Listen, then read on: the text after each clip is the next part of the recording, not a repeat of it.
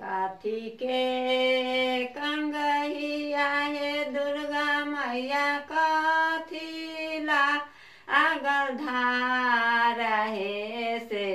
काथिए बैठलन दुर्गा मैया झारथिन लाम्बी के सिया हे काथी बैठलन सोने के कंगहिया हे दुर्गा मैया रूप लागल धार रहे से माचिया बैठलन दुर्गा मैया झारथिन लाम्बी के सिया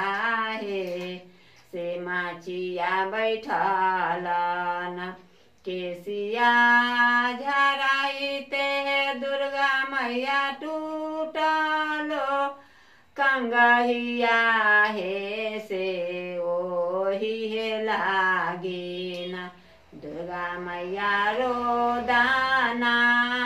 पसारला हे से ओही हे लागिन जांगी घूना लगतौरे सोनारा बाही घूना लगतौरे से कौन रे हाथे न सोनारा रे गढ़ले हमारो कंगहिया रे से कौन रे हाथेन जांगी घूना लगतौरे सोनारा बाई घूना लगतौरे से कौन रे हाथेन सोनारा रे गढ़ल हमारो कंगहिया रे से कौन रे हाथेन काला जोरी ठार भेला